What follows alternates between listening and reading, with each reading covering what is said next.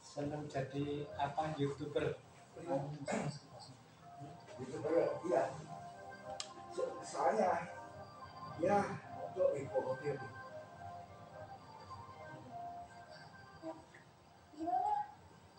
Angin nggak ada jawab.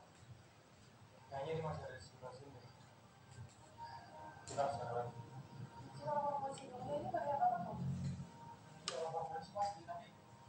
Sekarang ini kita harus gerak cepat.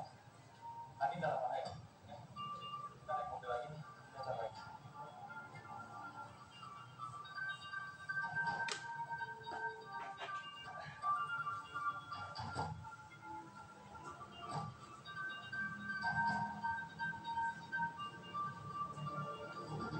Jadi tempat saya itu gitu kan. Gimana? Kembali soal masalah harimau.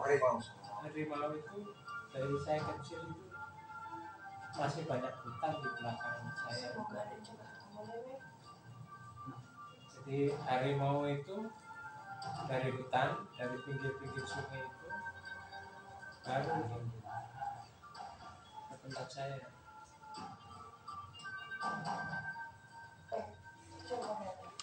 Jadi takut, kita itu takutnya hanya sama Harimau beneran. kalau harimau jadi-jadian nggak benar. Ya soalnya nggak nampak sih. Kalau harimau jadi-jadian kan nggak kelihatan. Saya sampai sekarang itu Pak ya, sampai sekarang nggak pernah saya takut. Termasuk di rumah, saya pulang jam 2, jam 3 itu biasa ibu saya khawatir, saya tenang saja. Takut dikira maling. Saya kalau dari Bandung dulu tuh Pak, pulang jam 2 baru sampai di rumah, jalan kaki dari Jalan Besar ke rumah saya. Kira-kira ya sini dulu lah. Itu jalan. Itu hutan itu. Sawah. Lewat kampung sawah. Kira-kira perkiraan. Jadi gelap berita lah. Gelap. Sawah pernah itu ketemu, saya nggak ngerti, ketemu bukan, ketemu anjing. Sana juga kaget, saya juga kaget. Anjingnya lari. Anjingnya wow gitu loh, wow gitu. Anjingnya loncat, saya juga kaget kan, nggak tahu kita kan geruk jalan kaki kan itu, tahu-tahu gelap sama gelap. Anjing mau nabrak saya nabrak anjing. Malam itu jam 2:30. Berarti perkiraan jalan nggak kelihatan lah. Iya nggak kelihatan, pokoknya gelap gulita lah, pokoknya gelap, gerimis itu. Anjing itu dari sebelah depan saya lah, pokoknya saya turun. Saya kan turunnya di Jalan Besar itu, jalan provinsi. Terus jalan kan. Kalau jalan provinsi daerah mana? Daerah Jatilawang tempat saya, daerah Kecamatan Jatilawang tempat saya, Banyumas sana. Kan kalau mau ke Bandung kan Jawa Tengah. iya Jawa Tengah.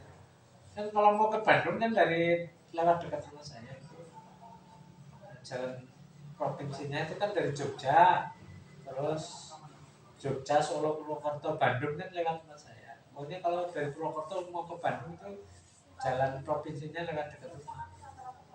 Nah saya pulang dari Bandung kan sore kan dari Bandung kan, nah sampai di rumah itu kan jam 2:30, sampai turun di jalan itu pagi. Termasuk kalau dari Jakarta misalnya sore jam 5, sampai di rumah ya 1:30 pagi. Ya langsung jalan ke rumah, jalan kaki dari Bundul sana sampai sini. Tapi arahnya ke selatan. Tuh. Jadi turun Jalan Besar tuh. Terus nanti ada gang ya kecil lah, nggak kecil banget sih, tapi masuk mobil lah kayak gitu. Jalannya dulu belum aspal, sekarang udah aspal. Jalan masuk, terus ada sawah. Nah itu kampung saya setelah sawah itu dekat SMA Negeri Jatilawang lah, SMA Negeri Jatilawang itu. Nah, dari situ itu di tengah sawah itu ketemu, ya kita nggak tahu, hewan itu juga kaget juga langsung saya juga kaget, saya gini sih langsung loncat dia kayak terbang gitu loh dia.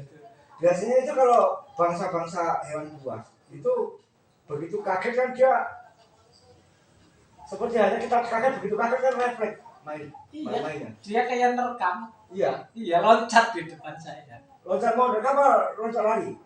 loncat yang nggak mau nerekam samping saya kan minder. Dia kan papasan begini.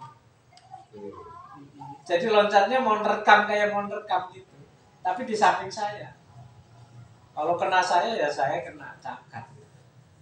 Saya di pinggir juga.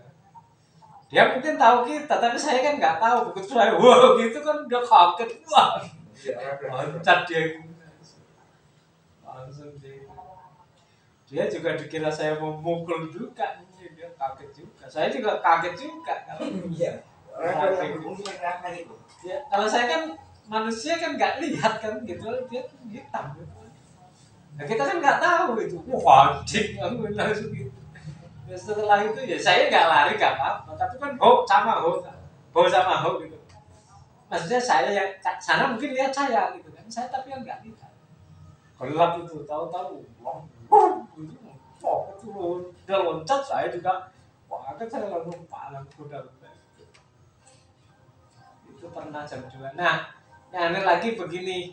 Jadi begitu turun itu ada orang habis meninggal.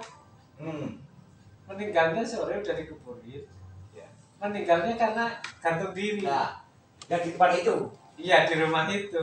Ya, di rumah itu. Iya di rumah pinggir jalan itu. Oh ya, yang setiap hari dilewati lah. Ya, tapi aku kan nggak tahu. Oh, nggak tahu dari ya. Bandung. Karena dasar tidak tahu ya. Iya dasar tidak tahu. Aku dari Bandung. Kok rame-rame ada apa gitu loh. Duh, itu pagi siang sore. Malam jam 2, jam setengah 3 itu. Oh ya. Ternyata itu ada orang bunuh diri. Itu kan sorenya itu kan bunuh diri kan ditengok polisi. Waktu kejadian diambil mayatnya itu jam nggak tahu ya. Nggak tahu sore lah pokoknya. Saya Sore sudah nggak ada. Jasadnya sudah nggak ada. sudah nggak ada. Tapi kan orang masih ramai. Oh masih ramai ya. Jadi masih ramai. Itu gitu. Jadi saya nggak ngerti ya pulang ya jalan kaki aja. Kalau nggak bisa ada itu ya nggak apa-apa, biarin aja. Besoknya lewat. Besoknya lewat situ lagi ya nggak apa-apa lagi. Nggak, saya udah tahu dia itu udah mati terus kayak gitu itu kena itu. Ya sudah masuk, sudah tahu lah ya. Udah tahu, ya nggak apa-apa, saya lewat aja. Ya nggak muncul, nggak kelihatan, nggak Nggak apa. muncul, nggak kelihatan, nggak apa-apa, nggak ada problem. Saya itu Pak sampai sekarang itu tidak pernah Pak lihat yang namanya makhluk halus itu, nggak pernah saya. Mulai kecil sampai gede ini nggak pernah saya lihat. Jadi orang-orang pada bisa lihat, orang-orang pada begitu, saya tetap nggak bisa saya. Sampai sekarang saya tuh pernah belajar kayak dukun gitu. Maksudnya berniat untuk mempelajari ya? Iya mempelajari ilmu gaib lah seperti itu. Saya itu disuruh mandi di sungai, disuruh jalan di tepi sungai itu kan, disuruh tidur di kuburan, tidur di tempat penyepian namanya cungkup kalau tempat saya itu. Cungkup itu tempat orang-orang zaman dulu itu wali-wali Allah Yang angker lah. yang angker itu. Saya datang di situ, tidur di kuburan itu berkali-kali. Setiap malam Senin sama malam Kamis, selama 40 Senin, 40 Kamis. Itu mandi sungai, jalan di tepi sungai, mandi setiap pertigaan sungai. Itu. Berarti waktu itu tahu ya makna dari mandi di pertigaan sungai itu tahu maksud dari guru tadi. Ya maksudnya yaitu biar punya ilmu kekuatan, biar bisa melihat sesuatu. Iya. Tapi saya nggak lihat. Guru-guru saya itu bilang ada ini, ada itu, ada ini. Saya nggak lihat. Saya sampai tak lek-leknya matanya. Ya nggak bisa. Nggak bisa tetap. Nggak bisa. Terus konsentrasi mata batin apa gitu katanya itu ya tetap saja nggak bisa lihat. Oh, iya. Perasaan takut pun enggak, saya nggak ada saya perasaan takut, perasaan ini. Ya nggak masuk. Jadi dunia gaib tidak dapat masuk. Nggak bisa masuk. Tidak masuk. Jadi- Kecuali itu dunia gaib yang puasa, bukan kita yang puasa. Ya, jadi saya itu begini Pak. Saya itu menurut pribadi saya itu begini. Jadi ada orang-orang yang pintar begitu ngomong ke saya begini, Ken, kamu itu bagaikan melihat di balik tembok. Ada orang yang bisa melihat di balik kaca, ya kan? Aku melihat dari balik tembok, jadi nggak tembus gitu loh, nggak tembus. Orang lain kayak lihat kaca, dia kayak lihat di dalam kaca gitu loh. Jadi tembus ke sana gitu, melihat kaca. Kalau saya di sini, kaca di sana terlihat di sana, tapi saya nggak bisa tembus, saya nggak bisa tembus dari segi itu, nggak bisa tembus. Jadi dari segi apa nggak bisa, saya nggak bisa lihat. Makanya saya tuh suruh kemana, suruh apa, ya biasa saja. Jadi praktek dukun hap begini, ya saya enggak, tenang saja, enggak apa ya istilahnya, enggak pernah lihat, enggak pernah kena akibatnya kayak gitu. Itu enggak bisa lah, pokoknya saya enggak bisa. Jadi saya sudah belajar kayak dukun gitu loh, belajar gitu kan. Itu saya ngeri lah. Waktu itu umur berapa? Berapa sih ya, SMA terus. Oh iya. Iya. Terus kalau yang kayak dukun itu udah mahasiswa, Pak. Udah mahasiswa. Udah selesai lah, udah mau akhir. Udah maunya tinggal nunggu wisuda lah gitu. Udah nunggu wisuda. Jadi itulah. Tapi saya istilahnya kalau orang Jawa bilang itu gentur tapane itu memang saya iya. Gentur tapane itu begini, saya suruh puasa, suruh seret, suruh tidak makan tidak minum, itu sudah saya lakukan. Tetap saya nggak lihat makhluk gaib itu, nggak pernah lihat, nggak pernah. Sehingga saya suruh kemanapun yang orang menganggap angker, ya bagi saya ya nggak ada apa-apa. Yang saya lihat itu benda, ya benda beneran. Yang saya lihat itu pohon, saya raba, saya ini ya pohon beneran. Terus nggak pernah ini saya diraba. Jadi kalau mau lihat barang-barang yang nggak kelihatan, barang yang tidak kelihatan itu dunianya bukan di alam sadar kita. Begitu tidak dapat masuk. Jadi memang sudah apa ya? Sudah ciptaan yang punya manusia ini bahwa makhluk yang nggak kelihatan kok itu dunianya lain dengan dunia manusia. Maksudnya begini. Untuk dunia manusia kan dunia sadar ini. Iya, saya. Mata melihat, telinga mendengar, ya loh, kulit itu merasakan ya. Nah, apa yang dirasakan oleh manusia ini, kok tidak dapat masuk? Oh gitu. Enggak. Aku kan dunianya logika sih, Pak. Logika, jadi tidak dapat tembus itu. Walaupun kayak apapun tidak bisa. Kecuali goib yang kuasa untuk ketemu sama manusia itu pun tidak tembus. Iya. Jadi kalau mau tembus ke dunia goib, kita harus masuk ke dunia mereka. Iya gitu. Jadi dunia mereka itu adanya di sini, Pak Suting. Jadi ketika kita antara sadar dan tidak, itu dunia mereka. Jadi misal gini, ketika kita tidur, kemudian kita hampir terlelap, kan ada. Ya. Jadi saat tidur terus hampir terlelap, bukan terlelap, kalau terlelap kita beda dunia lagi sudah. Jadi mau tidur kemudian hampir terlelap kan itu ada 1 detik ya. Iya. Nah itu dunia mereka. Jadi dunia mereka itu ketemunya kita di saat itu. Kalau kita mau ke dunia mereka artinya kita harus ada di alam itu. Apakah mungkin kita manusia? Mungkin apa tidak? Ya bisa terjadi, tapi tidak setiap orang. Kalau saya itu kalau mau tidur itu ya seperti itu. Jadi katakanlah orang kalau misalnya ya mimpi gitu. Ya tadi malam saya mimpi agak aneh. Ya. Tadi malam misalnya begini. Ya, lanjut. Saya sampai tak tanyakan ke teman saya. Ya. Tadi malam sekitar jam 2 itu, Pak, sekitar jam 2. Ya, jam 2 itu saya jelaskan bahwa itu betul. Iya, saya bermimpi begini dan itu sudah lama sekali tidak terjadi. Sampai saya tanyakan tadi. Saya mimpi ketemu guru saya waktu di Susjur Samsat itu loh, di Bandung itu. Waktu masuk Udah beberapa minggu, udah masuk lah. Udah masuk tentara. Nah. saya ketemu lagi sampai saya tanyakan tadi tak tanyakan namanya Aziz ke teman saya Aziz. Jadi saya tadi malam itu bermimpi begini. Kok saya setengah iya, tengah tidur tengah enggak ya? Iya betul. Itu. Lanjut. Jadi saya bertemulah dengan dua orang Pak ini. Ini nyata. Dia Iya, nyata. Artinya maksud saya gini, nyata itu bagi yang goib ya. Ya, Jadi yang goib itu berusaha untuk menemui jenengan. ya.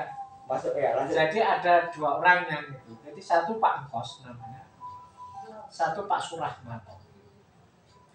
Yang Pak Engkos itu, oh itu pakai jas hitam kayak presiden lah kayak gitu, pakai jas resmi gitu. Iya pakai topi ini, pakai kopiah, pakai jas hitam itu, setelan lah itu. Dia perasaan kayak ngajar saya. Nah yang Pak Surahman ini pakai biasa ngajar loh Pak di papan tulis ini, di depan saya di papan tulis. Itu Pak Surahman itu. Tapi saya ketemu lagi satu orang lagi. Mana yang ketemu duluan? Yang ketemu duluan yang Pak Engkos itu. Pak Engkos. Terus yang pakai jas itu. Terus yang ketemu keduanya itu masa berapa jam, berapa menit? Apa masuk dalam kisah itu? Masuk dalam kisah. Jadi begini, Pak Engkos itu kayak memberi pelajaran gitu kalau saya. Memberi pelajaran. Tapi yang nerangkan itu Pak Surahman itu. Saya yang nerangkan sampai angkanya di papan tulis ditulis 18, 29. Iya, masih ingat saya di papan tulis itu. Sampai sekarang. Jadi angkanya tadi kelihatan juga. Ditulis ya 18, 29 kayak gitu. Oh iya. Itu ditulis di papan tulis, dia itu ngajar gitu loh. Dan angka 18, 29 itu betul-betul kelihatan. Kelihatan. Ya. Betul-betul kelihatan 18, 29 gitu kan. Kenapa saya jadi merinding begini? Lanjut. Ya. Ya. Itu ketahuan persis tadi malam itu. Ya. Ketahuan, saya tahu persis. Pak Surahman terangkan peta, gambar peta gitu, pojok petanya angkanya 18, 29 gitu. 18-nya angkanya gede. Dan peta itu memang pakai angka-angka seperti itu. Pak Surahman itu memang ahlinya peta seperti itu gitu. Dia terangkan dulu pernah jadi guru saya. Itu Pak Surahman. Sampai saya tanyakan ke sini tadi siang, saya tanyakan tapi udah siang. Saya tanyakan apakah Pak Surahman masih sehat, masih itu. Dia sudah kakak saya. Udah pensiun udah lama, pensiun waktu saya masih di Bandung. Beritanya begitu. Ya zaman dulu, sekarang sih dia nggak tahu lagi si Aziz ini saya suruh cari. Tapi kalau Pak Engkos masih di Jakarta. Saya Pak Engkos nggak saya tanyakan yang senior saya itu Pak Surahman itu guru saya itu. Nah itu jelas sekali lah, selesai berapa menit itu sebentar itu langsung kayak rangkanya di sebelah ini, di sebelah itu saya juga masih ingat. Sudah jadi datang lintas. Wah Pak Engkos kok kayak nggak biasanya ngajar kok pakai itu loh, pakai jas gitu kan gitu loh. Wah ganteng kan gitu saya bilang gitu. Nah Pak Surahman yang jelasin ini loh ini loh peta ini 18, ini 29, ini gambar gitu loh saya di papan tulis di gambar kotak begini gitu. Ini angka pojok sini loh, ini jangan lupa ini angka pojok sebelah sini, ini angka sebelah sini gitu. Dia terangkan ke saya. Oh iya. Tapi saya kan biasa-biasa saja. Saya habis itu bangun. Habis itu bangun 2:30 sudah. Betul. Artinya ada cerita itu benar. Nah, 2:30 habis itu bangun saya butuh biasanya kan sholat malam biasa. Sampai pagi nggak tidur lagi. Saya itu sudah kayak gitu. Tiap hari ya pulang jam 3, jam 4. Inti dari pelajaran yang diajarkan dalam mimpi tadi paham. Maksudnya adalah arahnya kemana nanti untuk saya apa paham. Ya paham. Dan itu pelajaran peta tentang pojok peta, tentang pojokan peta itu. Jadi peta kan ada gini kan, pojok kiri peta itu 18, 29. Jelas sekali, angka-angka itu jelas gitu. Dan terangkan di peta, dia yang terangkan ke saya, Pak Surahman itu, guru saya. Jadi, tapi kan kita kan, ya biasa lah bagi saya begitu. Nah, saya begini Pak, dari waktu dulu itu, waktu saya sering belajar begitu, memang begitu komunikasinya begitu. Jadi kalau saya misalnya mau apa, saya bisa komunikasi, bisa bertanya-tanya misalnya, saya mau berniat bisnis sama Pak Adi gitu kan, ceritanya lah katakanlah Pak. Saya bisa ngomong Pak Adi ini gimana itu bisa itu. Seperti itu. Misalnya saya lulus enggak kayak gitu loh. Pendidikan ini saya lulus enggak gitu. Ya saya bisa ngomong sama orang yang memutuskan itu. Nah, saya direkturnya itu. Wah kamu lulus gitu. Ngomong ke saya, oh ini enggak lulus, oh kamu lulus. Saya gimana? Saya lulus. Itu nyata atau alam? Mimpi. Oh iya iya. Jadi saya itu, Oh iya, lanjut. Iya. saya itu selama belajar begitu tadi, zaman dulu itu kalau diaktifkan itu apa yang itu kayak tergambar gitu loh. Apa yang akan terjadi kayak tergambar gitu loh. Tergambarnya begini misalnya, saya naksir perempuan lah katakanlah seperti itu ya. Saya bisa tanya kamu mau nggak gitu dengan saya. Kalau nggak mau pasti nggak sulit. Gitu. Bisa ditanya dulu gitu. Ya. Tapi ditanyanya di mimpi. Ya. Ditanyanya di mimpi. Nah suatu saat sudah tidak diaktifkan gitu. Sudah tidak diaktifkan. Saya sudah nggak belajar lagi. Nah ada pohon besar gitu loh, pohon besar di pusdik sana gitu. Itu orang pada mau ditebang gitu loh, pada mau tebang, gitu, pada takut gitu. Saya ya ngomong saja sama istri saya gitu kan, kalau nanti saya mimpi atau apa ya biarin saja, nggak usah dibangunin gitu saja. Saya bertanyalah kepada apa ya kira-kira saya dalam hati niat sore gitu. Apa itu kayu ada makhluk gaibnya gitu aja. Saya cerita gitu sama istri saya begini gitu loh.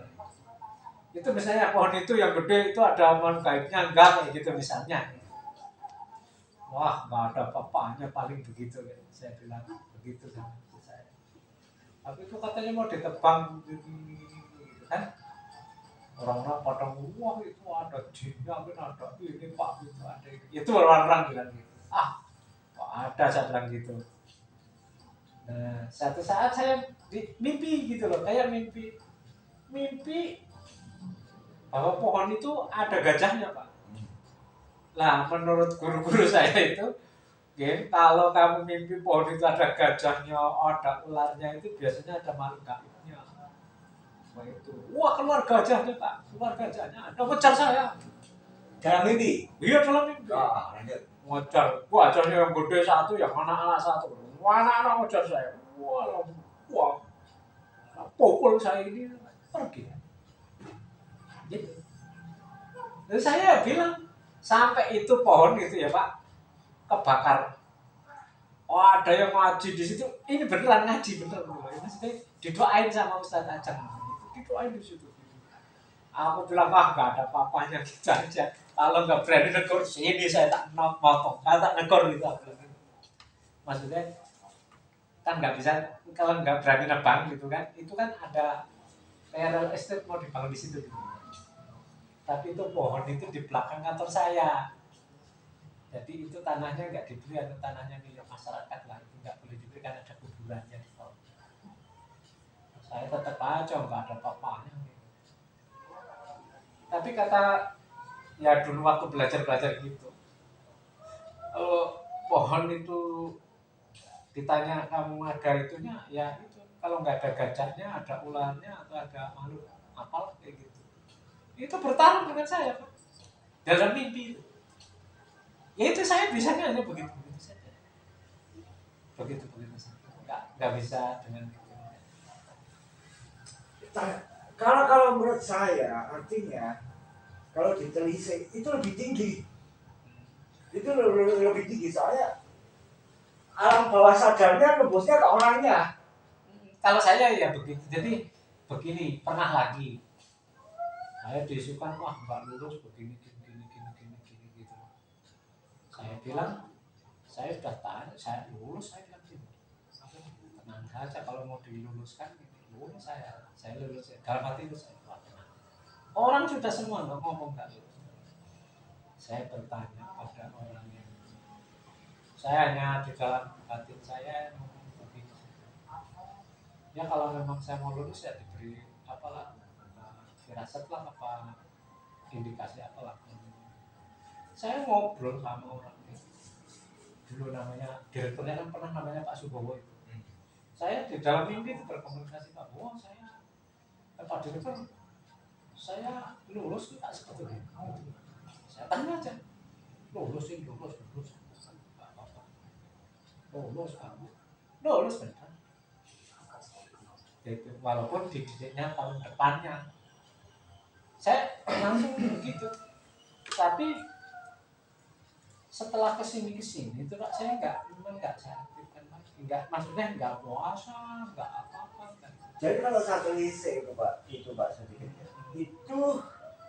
itu lebih tinggi lagi, itu lebih tinggi lagi.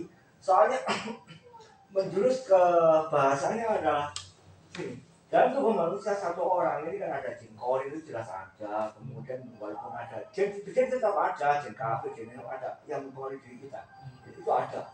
Nah jaringan urusannya itu ketika orang itu ada dua, ada dunia untuk komunikasi sama manusia yang masih sehat begini waktu saat tidur, dan jin korinya juga ikut ini, jin kori ini sama dengan kita ini copy paste-nya. Jadi nggak bisa masuk ke arah itu. Itu lebih tinggi dari apa ya istilahnya, murid-murid yang belajar soal itu. Karena saya kan begini Pak, saya itu kan dari kecil itu Pak, kelas 3 SD saja saya sudah belajar tirakat itu sudah. Saya itu sudah namanya ngasrep itu diajari sama orang. Ngasrep itu begini, jadi tidak makan asin, tidak makan pedas, tidak makan manis-manis. Itu. Nah selama 3 hari 3 malam ya, satu hari sebelum kelahiran, 1 hari lahir tengah-tengah. Lo jangan nggak tahu yang itu. Ya tahu, orang dari kecil saya dikasih tahu sama Mbak. Enggak, ada itu yang paling bagus ya itu. Artinya, ya itu yang bagus. Jadi bapak saya itu dulu begitu, kalau kamu pengen sukses itu begini.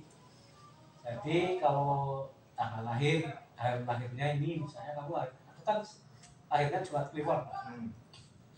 Saya itu kalau dibilang orang itu wataknya itu watak macan. Kalau kencang keras, tapi kalau lemah ya lemah. Saya lahirnya kan cuma Kliwon, jadi kalau saya Kamis, Jumat, Sabtu itu puasanya gitu. Jadi semenjak kelas 3 SD saya itu sudah terbiasa gitu. Ngasrekin, yang ngasrep itu makan yang adem-adem misalnya, nggak boleh manis, nggak boleh asin, nggak boleh pedas-pedas. Tuh. Jadi makannya hanya yang biasa-biasa. Itu bagus itu. Nah, iya benar-benar sama dengan berarti doanya terkabul. Artinya gini, maksud terkabul adalah kita cross check ke itu peristiwa itu rentetannya teratur gitu maksudnya. Dan misal mulai mimpi yang ini berturutan, ketemu sama guru, sama dir, itu kan berurutan itu, dan kasusnya sama satu frekuensi gitu. Jadi dalam mimpi itu ada satu frekuensi yang memang arahnya dengan puasa kelas 3 SD itu kan itu. Jadi saya itu begini Pak, zaman dulu itu kalau orang misalnya pada tirakat gitu ya saya secara non medis itu ya, secara apa namanya, secara mental spiritual itu saya sudah penuh. Jadi aku tuh pernah puasa gini Pak, puasa Senin Kamis biasa, puasa misalnya 3 hari 3 malam nggak makan nggak minum, pernah 7 hari 7 malam nggak makan nggak minum di rumah terus. Jadi tidurnya disuruh di 7 hari 7 malam tidak makan tidak minum. Yang paling berat itu Pak, hari yang kedua, malam kedua. Loh jangan itu masuk kelas 3 ilmunya itu. Artinya adalah itu orang-orang yang menjalani tiap 1 tahun sekali belum tentu lolos. Jadi dulu itu Pak, saya pernah mau batal tapi nggak jadi.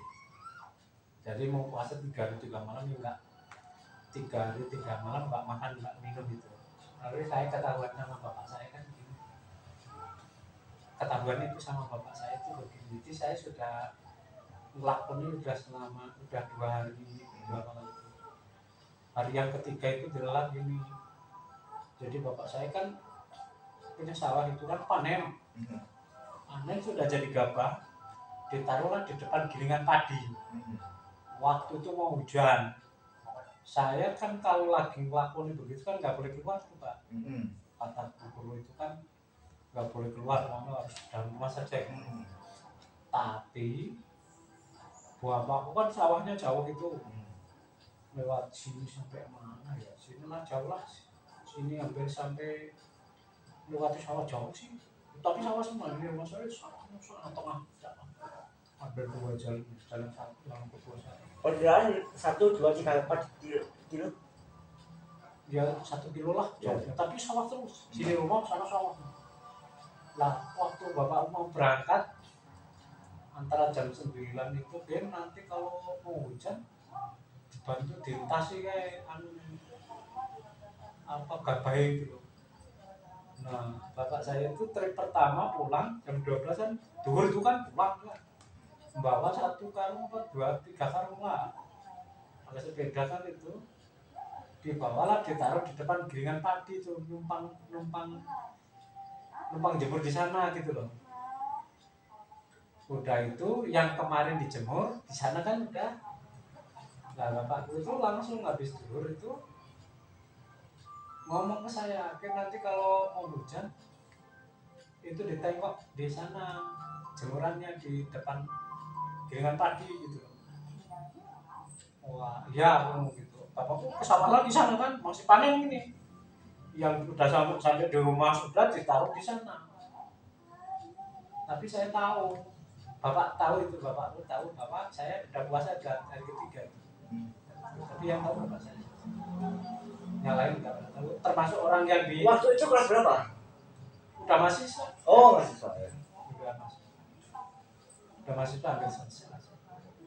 Nah, waktu itu yang tahu hanya bapak saya. Bapak saya sudah 3 hari 3 malam. Hari ketiga hari malam nanti sore.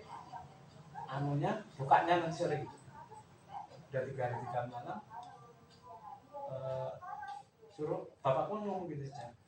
Kan itu yang sudah jadi gabah udah dijemur ditaruh di depan gilingan padi. Kalau kamu nanti sempat tengok ke sana kalau mau hujan gitu. Wah ini mau hujan kan mendung power dasar duduk gitu kan udah mau hujan gelapnya gitu. Nanti malah sudah ada yang bantu. Oh ini separuhnya sama gini-gini sudah diwadahi gitu. Udah dikarungin Pak. Tinggal ngangkat udah mau hujan. Udah tinggal ngangkat. Ya itu. Saya sedang angkati. Udah. Kan ada 3 atau 4 karung itu. 4 karung gede. Lah. Setiap karungnya itu kan besar itu kan. Angkat sama saya lah. Bapak saya di belakangnya. Gue sudah kan gue rasa diangkat ya. Wah aku sih ngangkat. Tapi kan udah mau hujan, aku ora ngerti bapakku teko iki. Jadi udah jam 3:30, 4. Udah mau hujan wah, angkat sendiri-sendiri. Jadi karung segede ini Pak itu, isinya padi itu. Padi itu 1 karung gede itu. Saya sudah 3 hari 3 malam enggak makan. Tak angkat langsung kuat tuh jangan saja. Enggak ada jasanya. Bapak saya lihat dari kejauhan gitu. Kok si kuat kan gitu. Bareng wis tekan dengan gilingan padi itu.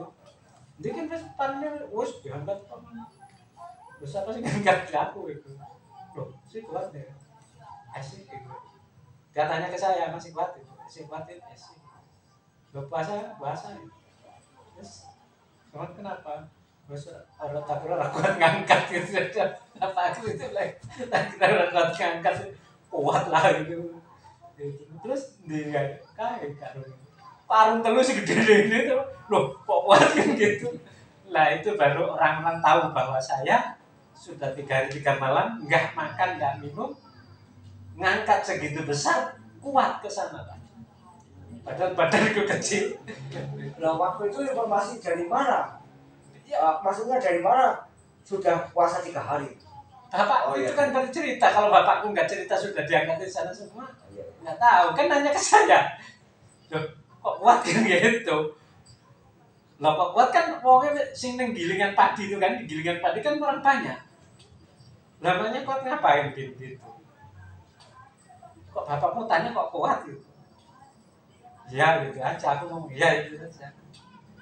Nah bapakku ngomong itu sudah 3 hari 3 malam nggak makan nggak minum, itu Iya, iya, baru baru proses tahu ke itu. sana. Iya, tadinya kan nggak ngerti bahwa itu sudah diangkat ke sana. Udah mau hujan, udah itu karena hujan deras langsung hujan kan. Oh kan lebu kabeh ning gilingan padi. Iya, iya. Nah, aku tanya, "Ndi kan padine wis diangkat wis?" Gitu loh. Udah diangkat kan sudah gitu kan bahasa Jawanya kan wis diangkat wis sampai sing ngangkat ya aku gitu. Ndi kan itu gitu loh lah itu. Loh, gede-gede kan sana ngangkatnya mana? Itu kan angkat di kanan. Loh kok iso kuat sih gitu. Bahasa aku kan sih kuat sih. Wah, berat gitu. Waduh. Itu jadi orang puasa baik gitu. Maksudnya kan batal gitu. Batal itu harus batal. Telung karung apa patang karung Pak? Tapi sekiranya, saya potong sebentar ya. Sekiranya puasa itu batal, berarti mengulanginya kan 3 hari 3. diulang lagi nol. Iya, nolak. Tapi aku kan masih kuat, Bang. Wis udan kan, wis udan kan pada ngumpul itu ditakoni karo ngendi kae gitu. Ya sudah enggak apa-apa.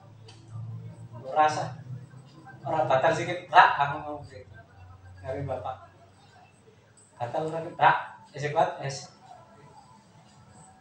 ya wis ora apa-apa, tenang saja lah. Wong-wong pada baru ngerti Bapak saya puasa sudah 3 bulan.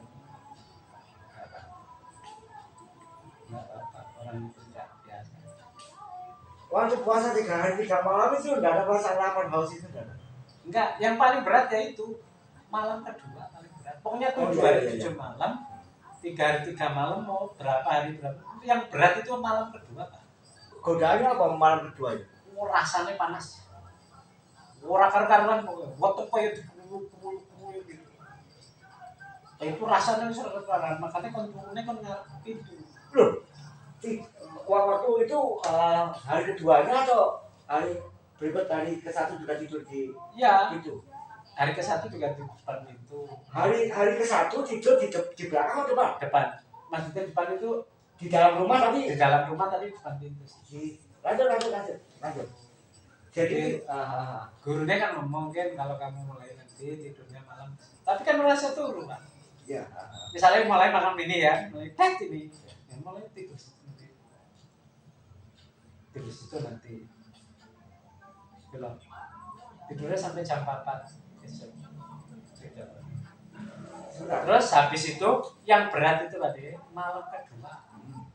Malam kedua itu begini, sekarang besok malam itu beratnya apa? Badan itu rasanya panas, weteng rasanya panas, rasanya kayak budak kayak di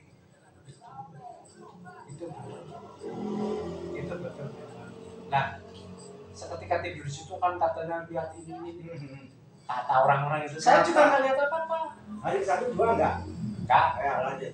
Jadi hari ketiga juga ya kalau hari ketiga itu perut sudah ini tenang, pikiran juga sudah tenang, terus udah mulai nggak terasa. Maksudnya biasa saja.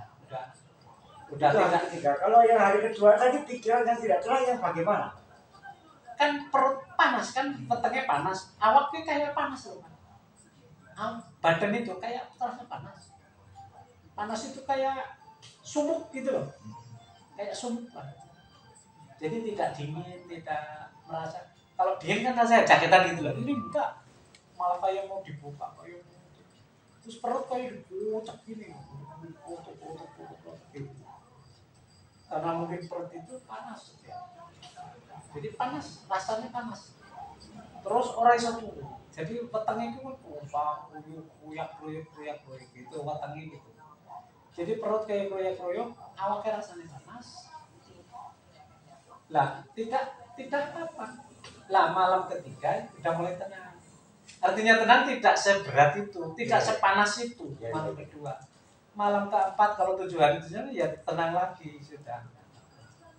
Malam kelima, keenam, ketujuh kalau mau 7 hari 7 malam Itu ya. Nah, itu udah tenang, nggak apa-apa sudah berarti bebas. 7 hari 7 malam tidak makan, tidak minum. Iya. Nanti kalau udah 7 hari itu lemas, 6 hari itu udah mulai lemas lah. Lemas itu 7 hari juga lemas. Jadi gitu. Nanti kalau mau makan ini dulu. Kalau sudah hari ke-7 itu Jangan ada salah paham itu. Inggris, Benar, Inggris. salah luar biasa. Lanjut ya. nah, Ya. 7 hari 7 malam itu digini-gini kan. Diangkat-angkat dulu itu kan. Nanti makan bubur gitu. Makan bubur. Enggak apa-apa. Saya secara logika biasa-biasa saja. Sampai saat ini masih enggak apa-apa. 3 enggak. Santai saja. Bagi saya tidak ada pengaruh. Jadi saya tertarik dengan itu. Waktu hari ke-7, ketika kita mau makan, kita makan asapnya dulu lah. Iya. Bahasanya enaknya gitu ya. Jadi hari ke-7 mau buka awal. Iya. Jadi makanya tidak langsung nasi masukkan Enggak. tidak. Cuman asap makan asap dulu. Iya. Asap dulu. Itu pun sudah kenyang kan? Waktu Iya, itu iya. sudah kenyang. Iya, sudah kayak itu, Sudah kayak sudah makan. Iya. Jadi nasi belakangan. Iya, belakang. Jadi Itu saya sayur. Ah. Sayur kan diambil aja. Ah. Nanti sayur hangat itu digini-gini Ah. aja sudah ya. Itu saya tertanya ke sono. Iya. Itu Terus bagus itu. nanti misalnya ya nasi diambu-ambu itu, dikepul-kepul gitu. Iya. Sudah, itu langsung seru gitu. Nanti baru pengen makan. Rasa pengen makan baru makan bubur itu. Iya, iya. Atau minum dulu. Itu benar. Minum dulu. Kalau nggak minum dulu ya makan bubur itulah biar Saya dari dulu sebetulnya dari cerita Pak Sodikin ini tadi, saya sangat tertarik yang kita makan uang. iya. Itu saya selalu percaya tahu atau tidak asap itu. Nah, saya bisa menguras saya dapat menguras asap yang jangan ceritakan itu walaupun hanya beberapa detik ya. Artinya kalau orang lain tidak mungkin gimana sih Mas bikin asap dimakan doang, tidak dapat menjelaskan itu. Itu jangan hanya menceritakan hanya sekelas 1 detik doang kan, orang tidak fokusnya tidak ke sana, tidak ke salah asap. Nah saya mengulas masalah asap yang kita hidup itu udah kenyang itu asap itu kan itu berarti udah kerasa nggak mau makan lagi tapi nanti tetap haus itu tetap itu. Kalau hari ke-6 ke-7 ya memang lemas tapi tidak kayak merampak-rampak. Jadi kesimpulannya adalah nada saya ada tinggi. Soalnya saya sangat tertarik menada sampai enggak terkontrol lagi. Ketika kita asap, padahal apa yang terjadi? Padahal sampai sudah membuka 1 kunci tapi sampai enggak menyadari. Saya nggak tahu. Enggak tahu. Artinya apa? Pak Sodikin sudah membuka 1 kunci. Maksudnya dari ini paham apa tidak? Iya. Membuka 1 kunci. Kalau dijelaskan gini. Ketika manusia membuka 1 kunci itu 1 kunci itu goib itu. Iya. 1 pintu kunci goib. Iya. Ketika manusia sudah membuka pintu goib 1 dan kemudian menutupnya kembali, Iya. artinya goib tidak dapat masuk sudah. Oh gitu. Artinya lagi kita dapat tembus mereka tidak dapat. Itu kunci. Jadi sebelum masuk ke kunci itu, kan 7 hari ini kan kita sudah apa ya, menahan rasa haus, lapar, semuanya keinginan itu kan sudah sampai hari ke-6 sampai ke-7 itu. Iya. Itu untuk membuka kunci yang itu. Oh gitu ya. Aku tuh nggak diceritain gitu loh. Nggak ceritain buka kunci, nggak Loh ceritain. iya, kapasitas guru beda. Iya. Jadi kapasitas guru untuk menerangkan 1 titik itu kalau tidak orang pengalaman. Jadi saya tuh gini Pak, pernah ya jalan di sungai. Mimpi. Enggak, betulan nih. Oh, Pak. Nyata arah nyata. Ya, arah nyata, dunia nyata nih. Iya. Suruh mandi di sungai. Ini kan dia mandi di sungai. Mandi terus keluar lagi dari air. Nunggu air gini, tempuknya air. Iya. Antara sini sama sini. Jadi pertigaan sungai, yang ada sungai masuk, ini sungai, pokoknya sungai masuk atau tempukan gini. Nah itu di antara aliran air itu kita mandi di situ, dirasakan di situ. Iya. Dirasakan di situ. Kalau ada sungai gini sama gini, ya itu dua alirannya sampai terasa di badan kita. Terasa di badan kita bahwa kita itu mandi di antara dua aliran air gitu. Iya. Mandi di situ. Udah itu mentas lagi, mandi lagi, mandi lagi, sampai 7 kali. Mandi di situ, mentas lagi, mandi lagi, masuk lagi, keluar lagi, mandi lagi, keluar lagi. 7 kali sampai pagi. Itu. Ya. Jadi begini, ini kalau pandangan saya hanya mengulas apa yang Pak Sodikin sudah lakukan, kemudian saya ulas. Artinya saya bukan sebelum terjadi kan, beda. Jadi ketika gini, jadi kan Pak Sodikin tadi kan sudah membuka satu kunci tadi kan, yang asap lah. Ada something sesuatu kalau Pak Sodikin bisa melihat, itu memang melihat Pak Sodikin itu aku nggak bisa. nggak bisa itu diturunkan oleh orang-orang yang khusus untuk melihat itu. Iya. Saya nggak bisa. Sampai sekarang nggak bisa saya. Saya pokoknya udah lah, pokoknya soal yang kayak gitu nggak bisa, nggak. Terus orang-orang itu, kata orang-orang gitu ya. Kalau misalnya kan ada suka itu loh, misalnya dilempar apa kan, ada yang diundang gitu, dimasukin gitu. Oh iya paham. Apa namanya lah, dijantur apa apalah kalau. Iya. Itu saya nggak bisa dijantur gitu. Dimasukin gitu, guys itu nggak bisa kok. Maksud saya begini, saya tertarik dengan cerita ini, kisah ini. Karena saya sudah pernah masuk ke situ. Oh gitu. Iya, makanya saya kalau kamu benar kayak semangat ini. Soalnya apa yang sudah dilakukan Pak Sodikin saya lakukan juga. Oh gitu. Aku tuh nggak ngerti apa maksudnya. Aku yang ngikutin aja kayak gitu. Tapi saya yang jelas itu tadi nggak pernah saya lihat. Jantung itu tadi saya sudah paham. Soalnya apa? Ya karena saya sudah melakukan, kemudian juga merasakan sama. Jadi untuk orang-orang yang itu jatuh itu sudah pasti gitu. Artinya adalah itu maksain. Itu jatuh itu maksa. Mau nggak mau masukin itu. Itu jatuh itu pakai itu. Saya dulu juga begitu jatuh. Berarti itu ilmunya sudah paling ibarat gelas itu ngotot lah seperti itu. Jadi saya dulu suruh gitu ya. Saya suruh gitu. Nanti kalau itu kan coba ngambil di mana gitu loh, nanti dimasukin ke orang gitu kan. Suruh gitu. Saya nggak mau. Jadi ngambil ya jin apa setan apa langsung gitu. Beda. Itu bukan kelas. Jin setan bukan kelas kita. Enggak, itu bukan. Jadi saya itu memang kalau tirakat begitu itu. Bahkan saya terus yang Islam itu pernah suruh sholat sampai 300 rakaat setengah sawah gitu di hutan di mana pernah suruh sholat di masjid ini yang angker yang katakanlah ya sholat saja biasa di kuburan itu ya biasa saja. Saya itu ya Pak mau kuburan mana mau tempat mana gitu ya, apalagi tidak tahu ceritanya gitu ya, tidak tahu ceritanya. Jadi doktrin goib pada Pak Sodikin itu tadi kan ngikut sejak kecil itu tadi. Iya, jadi saya itu ya Pak ya, kalau saya misalnya mau daerah saya yang sudah diceritain itu ada itunya ini ada ininya saja, saya nggak takut, apalagi di daerah yang tidak pernah diceritain, tidak tahu itu ya saya anggap ya biasa saja. Dan saya tidak akan ganggu apa itu enggak ini kalau memang itu ya biasa saja saya.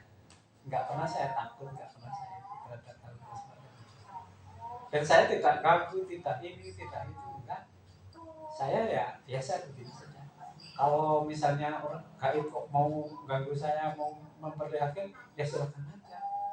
Saya anggap ya biasa saja silakan. Tidak bisa.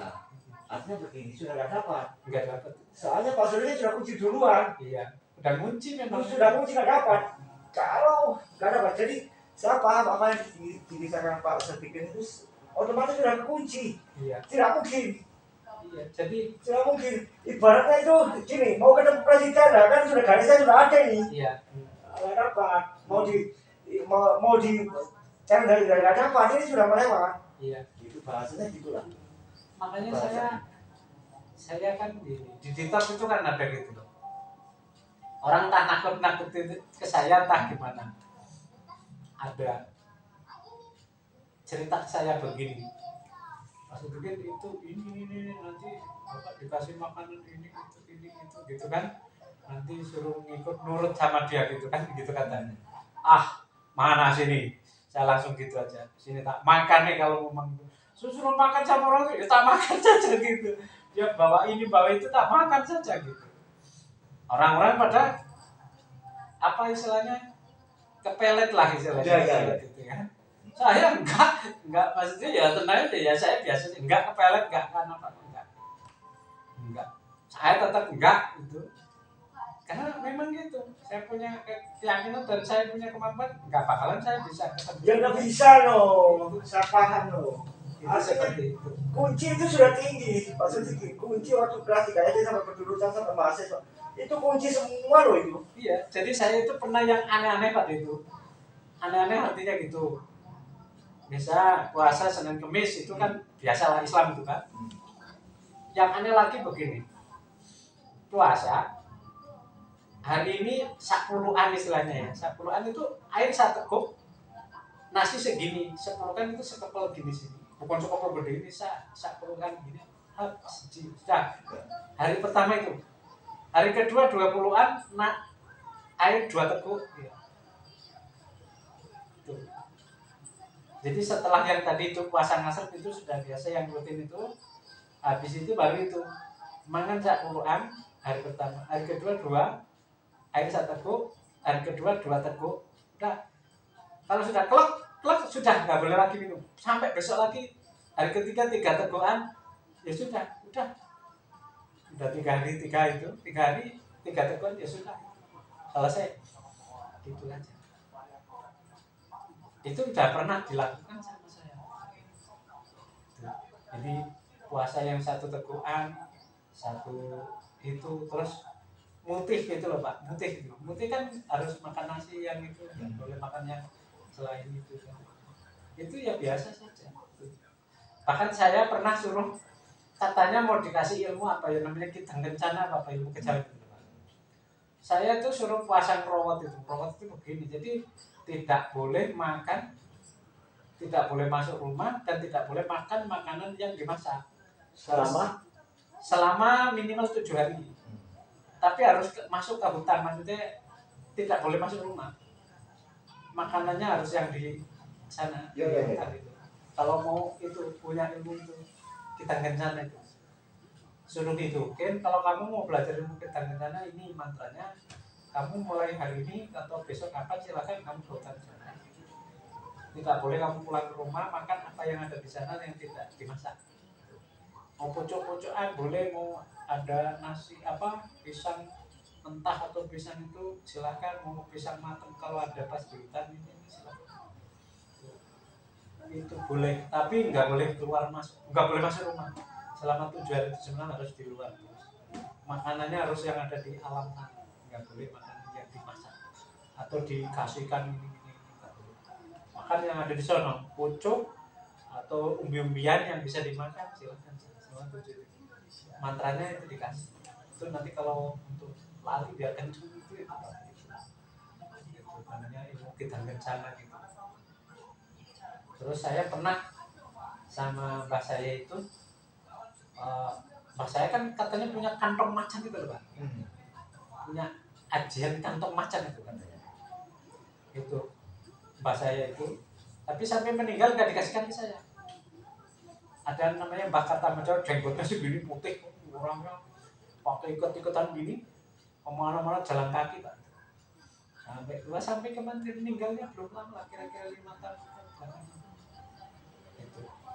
Nah, orang-orang itu semua, karena cucu yang paling itu orang-orang yang di sana itu, orang di kampung saya sekitar itu, termasuk para pejabat-pejabat itu. Yang di sana ada camat, ada di sini perangkat itu ngomong bahwa yang punya ilmu punya kantong macan istilahnya itu dia dan bakalan diturunkan ke saya gitu loh. Nah saya itu kan karena para cucu itu kan kalau cerita gitu kan, turun cucu ini loh cerita ngomong ke saya gitu, ada yang pernah kakak saya, ada yang pernah adik gitu kan, Mas, ilmunya Mbah Kartamuca itu diminta itu punya kantong macan itu. Orang itu semua, orang dukun-dukun pada itu ngomong bahkan yang punya jimat di selain kantong macan itu hanya itu saja gitu. Orang-orang pada tahu itu. Tapi diminta sama saya itu ngomongnya hanya begini. Mbah gitu kan. Mbah ilmunya turun ke aku gitu kan gitu. Dia cuma bilang ke saya begini aja. Paling kurang kuatin gitu dia ngomong gitu. Nah, sekarang tes gini. Tak tes gitu kan. Saya tes itu. Kira-kira gue aja mateni semut bisa ngelakuin gitu. Wah, berat itu lah Bang itu. Ya, bahasa Indonesia gimana? jadi kamu tak kasih ilmu ini, tapi kalau kamu ada semut, kamu tidak memboleh bunuh gitu. Ya. Tidak memboleh membunuh. Ya. Termasuk semut itu. Lah itu. Lah kamu berani nggak gitu aja? Ya. Mau nggak kayak gitu? Waduh berat itu. Langsung bilang ke saya, waduh, wah seperti nenek itu, wah bukan, pokoknya nggak boleh kan gitu. Oh, sengaja itu nggak boleh. Nggak boleh. Jadi upayakan tidak membunuh, termasuk membunuh semut. Pokoknya kamu jangan membunuh, termasuk membunuh semut, jangan gitu loh. Jangka waktu? Ya selama itu. Selama pegang itu lah. Selama itu, iya. Selama kamu gunakan ilmu itu, jangan sekali-kali itu. Ibaratnya semut yang pernah dipakai gitu loh. Oh gitu Mas. Kata dia ya, ke saya. Nah, kalau itu kamu bisa gitu, saya kasih kamu. Dia bilang ke saya. Tapi karena aku jawab orang bisa kan nggak bisa. Waduh, berat itu bahaya. Berarti kan gitu, aku tentara, mesti bisa di tentara nih Pak, sudah jadi tentara. Iya. Satu-satunya yang bisa itu orang lain pada ngomong itu, satu-satunya yang bisa hanya kamu gitu. Yang harus diturunin ke kamu. Orang lain yang ya, orang lain putu-putu kayak kan putu-putu kan ya. Kan ada cucu-cucu dia banyak itu kan. Sak keturunan itu kan cucu-cucu gitu. Itu semua ngomong ke saya. Yang bisa kemungkinan hanya kamu gitu. Yang mas-mas saya, anaknya pade-pade itu, anaknya lek-lek saya itu bilang begitu. Tapi sampai meninggal nggak dikasih ke saya. Iyalah. Gitu. Soalnya ya lanjut. Ya soalnya itu di perjanjian sempat kan. Iya sudah baca. Iya. Jadi ya itu nggak jadi kasih ke saya. Iya. Nah, kalau sempat aja bisa mateni, waduh, rasain gitu. Jadi belum, artinya kamu belum. Ya saya kasih itu. Kalau semut kalau ujian semut saja tidak sanggup, terus nggak usah. Iya. Ya bukan seperti itu. Iya, dia bilang ada di situ. Artinya berbahaya itu. Jadi ngomong ke saya, nek ora sabar gitu, bahaya. Dia bilang ke situ. Saya ngomong semut tidak boleh, ibaratnya semut saja tidak boleh kamu hina, tidak boleh kamu bunuh. Ya. Dia bilang ke saya terus terang ngomong. Ya. Bocah saya ini kan beda kan bocah biar orang nganggo sanepo kan gitu loh. Ya. Dia langsung ke saya saja bilang begitu, ya. Kamu kalau belum bisa tidak membunuh semut baru bisa. Tapi kalau kamu masih semut aja ketemu semut dipateni berarti ya sudah. Jangan dulu. Sabar saja dulu, sabar saja. Itu Mbah Kartamuca itu, mbah saya Mbah Kartamuca. Itu adiknya mbah dari mbah perempuan, dari ibunya bapak, itu yang terakhir punya ilmu gitu. Jadi konon dia itu kalau ini orang itu saya nggak tahu ya, tapi orang-orang pada cerita itu begini. Dia kalau pergi ke mana-mana itu dah nanti sekarang di sini gitu loh. Nanti beberapa menit itu sudah di sono. Udah ketemu orang di sono gitu di mana gitu loh, di Cilacap di mana itu. Itu dia bilang gitu. Jadi aku itu orang lain yang cerita ya. Iya, orang lain yang cerita, bukan saya gitu loh. Jadi orang lain yang cerita. Jadi satu saat tidak ada yang membuktikan begini. Dia tuh jualan banjir begini. Jadi yang buktikan lah ya. Iya, teman-temannya dia itu, yang orang-orang senior-senior pada itu yang seberata dengan dia begini. Jadi dia bilang gini, itu kehendakmu itu. Kalau jalan itu kelihatannya pelan. Tapi nanti tahu-tahu sudah di sana gitu loh. Aku masih dicerita di sini, tanya lagi di sana, udah di sana gitu, udah berani gitu. Oh iya gitu. Jadi dia itu begitu Pak. Tapi Simba sendiri cerita apa tidak? Gimana enggak? Enggak. Mau cerita. Dia Maksudnya- cuma ditanya gini, Mbak, Dari mana bah? Itu aja. Iya. Enggak pernah menceritakan kisahnya. nggak pernah. Dia tuh nggak pernah ngomong, nggak pernah gitu, nggak pernah ngomong gitu. Cuma kalau ditanya Mbak katanya punya kantong macan, kantong gantung mungkin gitu tadi gitu. Iya. Bilang gitu. Terus soal itu. Mbak katanya punya, kan kita anak muda sekarang kan modal langsung castang gitu kan ngomong enggak, jadi ngomong gitu. Orang-orang itu pada cerita gitu, ini tuh Mahmud dicerita sekarang begini misalnya begini. Nanti 1 jam lagi, misalnya di rumahnya siapa, dia mau ke sana, dia sudah di sana gitu. Itu orang-orang sudah pada buktikan. Yang cerita orang-orang itu, aku nggak pernah bahwa membuktikan aku dirinya, Pak cerita di sini, aku terus ke sana dia sudah di sana, nggak pernah. Tapi orang lain begitu. Nah, sementara saat ketemu sama Mbah cerita apa saja? Misal ke beli nasi pecel misal. Saya pergi ke sana misal. Enggak ada pernah cerita. Enggak. Soal pribadi, Enggak. pekerjaan dan banyak. Nggak pernah. Berarti soal ketemu ini yang disisakan apa? Nah, kalau cerita ilmu itu dia nggak mau menceritain ilmu itu, nggak mau. Tapi orang-orang lain ngomong begitu. Orang-orang lain para pejabat itu ya itu ngerintihin itu kan. Jadi orang lain misalnya ada orang kebun ini dia datang ke mas itu, ya tanya ke dia, tanya Mbak ini ada kandang macan ini. Nah itu loh, itu bahkan orangnya jenggotan segini Pak, putih, terakhir itu udah tua pakai ikut-ikutan ini, pakai ikut itu. Orangnya jalan kaki Pak. Jadi dari rumah satu sana, rumah saudaraku, rumah ibu saya, sampai ke jauh itu jalan kaki. Itu orang-orang pada ngomong, dia tuh lihat jalan kaki, nanti tahu-tahu sudah di rumah sana. Dia bilang gitu. Orang-orang itu yang pada cerita. Saya belum pernah buktikan sendiri. Tapi orang-orang begitu. Nah setiap ditanya gitu ke saya, wah katanya punya jimat kantong macan, enggak main kantong gantung, gitu. Dia bilang gitu. Selalu bilang gitu. Terus orang-orang itu cucu-cucu ini keturunan saya kan sudah cucu ini yang seumur saya kakak saya itu kalau minta ke dia itu enggak saja, enggak mau. Dan kalau cerita itu enggak mau, cerita gitu ilmu itu enggak mau. Dia cerita misalnya wah mbak tirakat ini wes rasah jadi aja wis rasah gitu. Cas iki wis ora iso. Cas iki wis sabar wae, sing sabar gitu aja. Dia itu cerita aja. Wis ora iso. Bisa gitu. Tapi orang-orang lain itu ngomong terkenal begitu.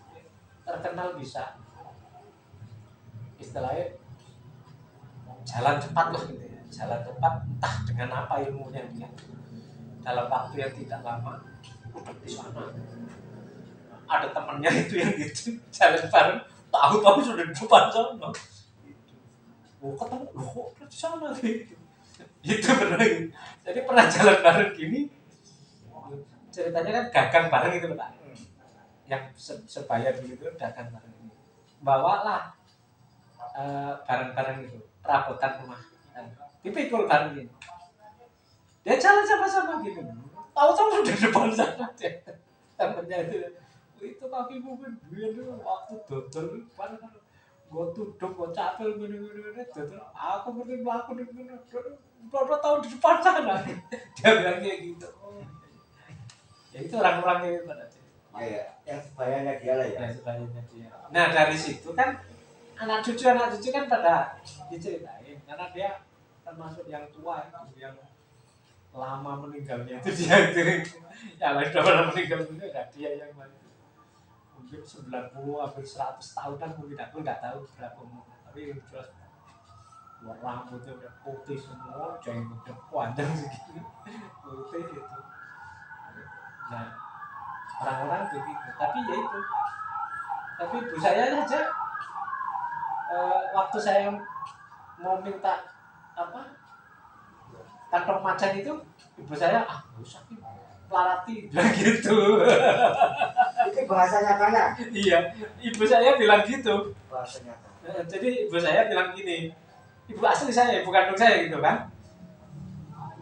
Kan ngerti orang-orang kan pada digojok-gojok gitu. Itu saya bikin suruh minta ilmu sama Mbak Kata Bejasana gitu kan gitu. Kalau lagi merokokan gitu. Ada yang hajatan gitu kan, sudah datang gitu. Oh itu saya bikin suruh minta ilmu ke Mbak Kata Bejasana. Gitu. Percuma ilmunya kok pelarati gitu. Jadi nggak boleh saya pakai kantong macan itu, nggak boleh. Dan ngomong ke saya kan nggak usah pelarati itu kan. Maksudnya nggak punya harta benda. Kalau punya ilmu ya nggak tahu gitu cerita ibu dari itu gitu. Jadi orangnya tidak, tapi dia juga tidak kaya banget, tidak, ya biasa-biasa saja kalau dia biasa. Tapi kata ibu saya itu bilang gitu, orang sakit itu yang memuji matmu biasanya apa jenenge wongnya orang bisa duweran gitu, orang bisa duweran nanti marat biasanya. Jadi mereka tidak bahasa goibnya adalah lebih condong ke akhirat daripada dunia. Seperti itu. Ibu saya bilang begitu ya udah, enggak. Aku akhirnya tekan meninggal itu ya enggak diwarisi, enggak ada sama sekali enggak diwarisi. Tapi orang-orang ngira bahwa saya yang dikasih.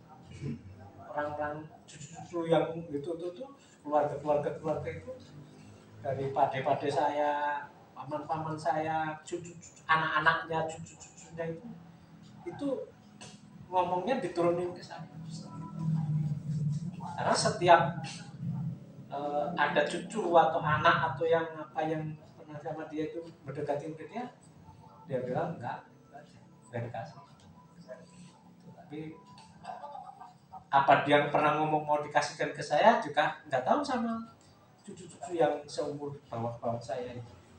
Mungkin juga pernah ngomong mau dikasihkan ke saya, mungkin dia itu suatu saat ngomong wis benar sedikit, mungkin dia pernah ngomong gitu, tapi sampai akhir hayatnya enggak diturun, enggak sampai sekarang juga enggak diturun. Nah saya itu punya ya kakek itu ada dua yang memang punya diakui punya kesaktian gitu. Yang satu tentara, yang satu yang enggak itu yang berkata Tentara zaman Belanda. ya tentara zaman Belanda. Nah tentara zaman adiknya mbah saya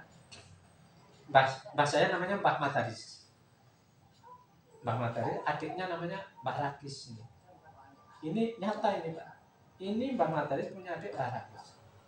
Mbah Rakis ini jadi tentara zamannya Bung Karno, zaman sebelum merdeka sama sesudah merdeka. Konon ini Mbah Rakis ini pengawalnya Bung Karno. Nah terakhir yang cerita itu preman kalau tempat saya itu preman itu bekas pensiunan tentara Belanda, tentara merdeka Indonesia lah, yang veteran itu loh istilahnya. Nah ini disebutnya Mbah Preman itu. Nggak ada namanya preman kagas. Ini yang cerita bahwa adiknya Mbahmu itu kan dulu pernah dibawa Bung Karno ke Digul Fly sana. Oh, Digul? Iya, ke Digul Papua sana. Jadi waktu Bung Karno dibuang ke sana, nah itu adiknya Mbah saya, Mbah Rakis ini pernah jadi pengawalnya di sana. Itu loh. Jadi saya waktu mau tugas pertama ke Papua sana, paman saya bilang ke saya, gini, kalau kamu ke Papua coba sempatkan cari Mbah mungkin masih hidup atau itu zaman dulu kan Pak Karno dibawa ke sana. Mbah Rakis itu dulu itu pengawalnya Bung Karno pernah dibawa sampai ke Digul Fly. Nah yang cerita itu siapa? Mbah Katas itu, Mbah Preman Katas. Mbah Preman Katas itu pernah cerita bareng ketemu di Papua katanya, pernah ketemu di Papua. Nah tapi ketemunya lagi ngebor ngebor kapal Belanda katanya. Jadi dulu mbah saya itu ditugasi untuk ngebor kapalnya Belanda untuk dimasukin bom nanti diledakkan. Yang menyuruh atas perintah Tentara kan jadi tentara. tentara Belanda atau Tentara Indonesia. Oh, tentara Indonesia. Ya kan Jadi, konfrontasi tahun CID lah, Intel lah ya. Jadi untuk masuk tentara itu kan, untuk masuk kapal tentara itu kan perlu menyelinap. iya. Nah, itu karena ini. Nah, ceritanya begini. Orang-orang kampung saya itu ngerti bahwa Mbah Rakis itu, mbah saya namanya Mbah Rakis itu punya ilmu yang nyelam berapa jam berapa itu kuat Pak. Kayak gitu ya. Iya Mbah Rakis itu adiknya Mbah Madaris, jadi mbah saya namanya Mbah, adiknya Mbah Madaris itu punya ilmu yang kalau nyelam itu bisa berhari-hari, sehingga diambil oleh Bung Karno itu jadi pengawalnya karena pinter nyelam itu. Ditugaskanlah waktu konfrontasi Irian Barat ya. kan diambil jadi tentara itu, masuklah dia untuk menghancurkan kapal-kapal Belanda, untuk ngebor kapal Belanda, nanti dimasukin dinamit, diledakkan dari luar. Itu mbah saya tugasnya begitu. Berarti waktu itu kan pakai sistem kabel, remote kan belum ada. Iya kabel, Pakai kabel. iya. Jadi kabel, jadi sistem kabel itu. Lang yang cerita Mbah Preman Kartas itu temannya yang sama-sama tentara Indonesia itu setelah merdeka konfrontasi Papua Irian Barat itu tahun 63.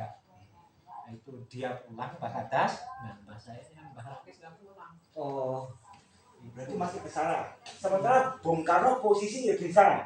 Waktu konfrontasi Nah, Bung Karno sudah di sini. di Jakarta. Iya, waktu Bung Karno dibuang ke sana kan waktu zaman Belanda. Zaman Belanda. Iya, nah itulah jadi Mbah Rakis itu jadi tentara kan sebelum merdeka. Ya. Nah, sampai Bung Karno ditangkap, dibuang ke Dikun sana. Dikawal oleh Barais. Iya, dikawal oleh Barais itu. Lah setelah konfrontasi selesai kan ini Bung Karno kan balik ke Jakarta, Mbah Rakis ditugasi lagi ke Papua lagi. Yang sana. Iya, konfrontasi ke sana lagi. Kan 63 itu. Lah 63 itu Mbah Rakis nggak pulang, harusnya setelah konfrontasi 63 pulang kan ke Jawa. Mbah Rakis nggak pulang, entah mati entah nggak tahu. Lihat pulang Mbah Preman Kartas itu pulang ke Jawa, pulang ke sini kan, cerita sama Mbah Madaris ini Pak saya. Terus dulu aku ketemu Rakis itu di Papua sana, itu. Tapi tekan saya kira balik sampai merdeka, sampai saya lahir, sampai itu saya cuma dapat cerita dari mbah saya ketika Mbah Rakis di Papua ketemu sama Preman Kartas ini. Mbah Preman Kartas cerita ke Mbah Madaris, Mat, biar aku ketemu Rakis nih konfrontasi Papua, tapi bu kan menu tentara laut, angkatan laut ceritanya. Tugasnya dari Kemdit kon ngebori kapal, ledaknya kapal Belanda itu. Tahun 63 sudah konfrontasi Papua Irian Barat. Nah, keluarganya masih punya anak satu. Di saya di Jawa sih. Punya istri, punya mbah saya itu. Anaknya nggak satu, tapi nggak pulang. Mbah Rakis sekarang nggak pulang. Nggak tahu jejaknya. Hilang. Jadi waktu terima veteran nggak terima, nggak ada sih orang. Mbah Preman Kartas itu juga nggak bisa jelasin karena kan nggak pulang. Yang Mbah Preman Kartas ngakui bahwa Mbah Rakis itu tentara, konfrontasi ikut, waktu ngawal Pak Karno ikut, iya benar dia ngawal Pak Karno sampai di Gur. Habis itu Pak Karno balik pulang, dia tugaskan lagi untuk konfrontasi Papua Irian Barat. Konfrontasi Irian Barat 63 nggak balik. Mbah Preman Kartas balik. Terus komandannya Barais itu? Ya nggak ngerti. Kalau itu juga. Nggak ngerti. Kita kan nggak ngerti pasukan apa. Oh iya. satuan apa biar itu kan nggak tahu Pak. Iya, iya. Itu loh. Jadi orang sing ditakoni wis nggak ada yang ditanya praktis itu kemana, namanya itu dulu di mana, zaman tahun 63 konfrontasi. Nah sampai sekarang, sampai saya lahir 69 nggak, anak-anaknya sampai gede itu nggak pulang. Itu. Jadi mbah saya kan meninggal tahun 85 atau 83 atau 84 lupa saya, mbah saya. Jadi selama itu saya ceritanya dengar bahasa itu. Jadi saya jadi tentara itu konon itu mengikuti bahasa Inggris. Kalau mbah saya sendiri bukan tentara, tapi pernah ditangkap oleh Belanda 2 kali. Siapa? Mbah saya, Mbah Madaris ini. Oh. Kan yang dicari waktu Belanda kan Rakis ini. Adanya Madaris. Yang dicari Rakis kan, yang tentara ngelawan Belanda ini. Yang ketemu ini. Nah ini ditangkap. Ditangkap karena mbah saya pinter nuka. Makanya dibuang lah ke Nusa Kambangan untuk buat penjara di sana. Jadi penjara itu dibuat dari mulai Belanda itu, mbah saya itu dulu itu. Nah waktu pertama mbah saya itu ya, waktu tangkap mbah saya pertama itu ya, di sawah tembak itu, diharapkan, habis itu diangkut pakai cara tempat saya itu namanya tank wajal. Tank wajal itu mobil tank itu. Jadi Mbah Maten itu dibawa tank wajal ya. Dibawa ke Wangon namanya. Di sana ditahan lah di Wangon. Digebuki itu terus ditanya-tanya pinter kan bisa nukang kan, lalu dibuang lah misalkan kan. Pertama habis itu pulang dari sana ngilang kan, balik minggat lah dari penjara, dari dari penjara Nusa Kambangan kan, minggat balik cari lagi Sama Belanda. Ketemu Rakis enggak, Rakis kan tentara itu kan, orang ketemu mbah saya lagi, cari kan ketemu, rumahnya kan ketemu, tanya orang-orang lagi, tangkap lagi, bawa lagi sana lagi. Tahun bawa terakhir katanya tahun 42 atau berapa itu? 41, pokoknya 40-an. 2 kali mbak saya dibawa ke sana. Pertama 38 atau 37. 38 atau 37 balik ke sini. Kalau di sini cari lagi, ketangkap lagi, Rakis nggak ketangkap, yang enggak Madaris lagi, bawa lagi ke sana, baru udah itu sampai merdeka balik ke sini. Makanya mbak saya punya kulen namanya tanah kuli, tanah yang diberi oleh Belanda, tanah kuli ke Belanda karena jadi pekerja rodinya Belanda. Kalau itu dikasih bagian sama Belanda, dikasih sawah Belanda, tuh diakui itu kasih sawah sama Belanda. Mana kan pernah ditahan di sana pernah ditahan jadi itu kan, jadi tawanan Belanda, tapi kan suruh kerja karena pinter tukang, jadi tidak ditawan, bukan tentara, jadi ditawannya untuk kerja. Karena ditawan untuk kerja maka dikasih kulen, tanah kulen, tanah nguli ke Belanda itu. Istilah-istilahnya setelah merdeka tanahnya itu dikasihkan ke tanah kuli. Waktu selama merdeka ke Belanda kemana perginya? Balik ke negaranya. Mbah saya dilepas. Oh iya. Mbah saya balik ke rumah lagi. Nah balik kan dikasih tunjuk, zaman dulu itu tanah gue. Oh hanya pakai tunjuk doang. Iya tunjuk doang. Kulen maksudnya nguli ke Belanda. Mbah saya kan pernah nguli ke Belanda, ya pernah ditangkap Belanda itu. Nguli bukan karena nguli itu, karena ditangkap itu. Ditangkapnya karena apa? Nyari Rakis itu. Tapi mbah saya kenapa ditangkap kok enggak dikembalikan lagi? Karena pinter nukang, dimanfaatkan oleh dia untuk kerja rodi, untuk bikin itu. Karena pinter tukang kayu sama tukang batu. Tunggu, Mbah dari sini pinter. Tapi waktu itu bahannya apa? Apa ya? Untuk tukang batu. Ya itu bahannya itu semennya semen putih kapur itu. Oh kapur. Nah, terus ya itu makanya saya tahu bangunan itu kan kapur, tutukan batu bata merah itu semen merah, pasir. Semennya itu semen putih kapur tohor, kapur tohor campur air. Nah rahasianya itu dicampurlah gula Jawa sama adukan itu dicampur gula supaya reket. Karena kapur sama gula itu katanya lebih reket.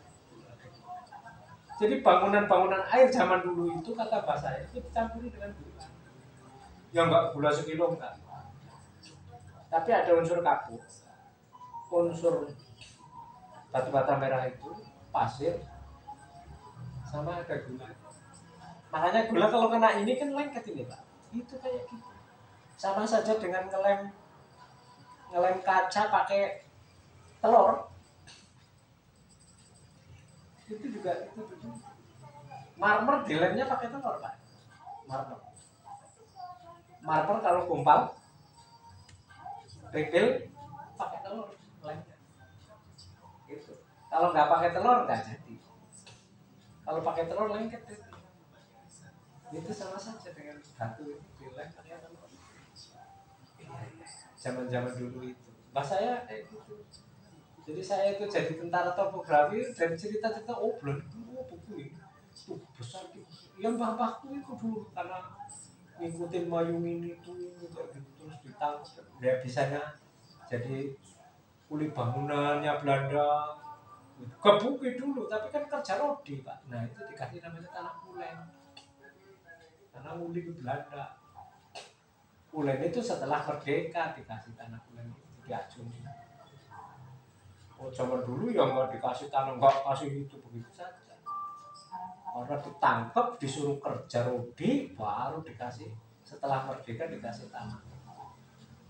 Dikasih tanah garapan lah istilahnya sama Belanda itu, bukan karena itu ngikutin Belanda, enggak, jadi dipaksa oleh Belanda untuk kerja sama mereka karena punya keterampilan itu.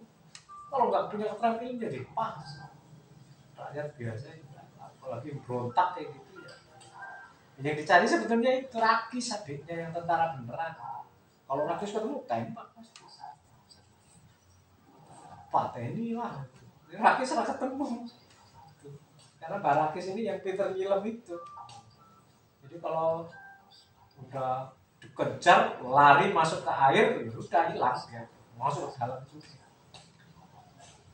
Sulitnya itu Barakis itu dicari itu orang dulu itu tahu pada Rakis itu tangkap pelangga angel gitu. Kalau apa itu langsung nyilem sedinan jeruk banyak kuat ya. Orang-orang di situ tuh udah yang zaman dulu pada cerita begitu.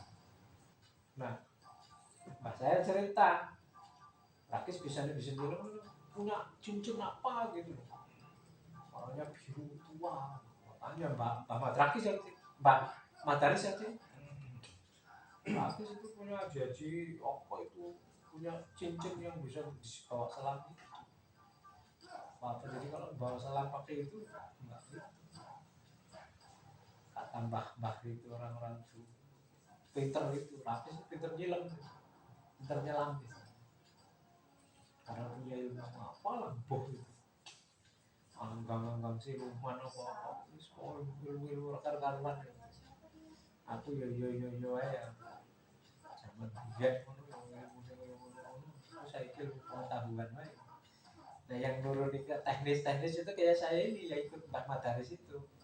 Mbak Madaris kan tukang kayu, tukang batu kayak gitu, teknis lah itu, tukang kurung tukang apa kayak gitu. Aku ngikutin itu. Oh iya. Jadi punya sawah, punya itu ada yang dari Belanda karena kerja rodi ke Belanda terus dikasih bagian istilahnya kerja garap tanah gitu, garap sawah kulen namanya, kuli ke Belanda dikasih itu. Itulah kekuatan itu. Nah kalau saya dari segi mistis itu ya seperti itu. Tapi saya ya tidak merasa kau punya kemampuan begitu ya. Aku tidak. Tapi saya pernah ke Kiai Pak, pada itu ke Kiai dulu saya pernah ada waktu mau tes pegawai negeri gitu ya, saya ke kiai itu terus suruh baca ini baca itu baca. Ada namanya kiai fakih guru saya, dia baca ini baca ngapal kayak gitu baca, tapi suruh baca Bismillah ya 1000 kali. Bismillahirrahmanirrahim, Bismillahirrahmanirrahim. Saya menjelaskan aja.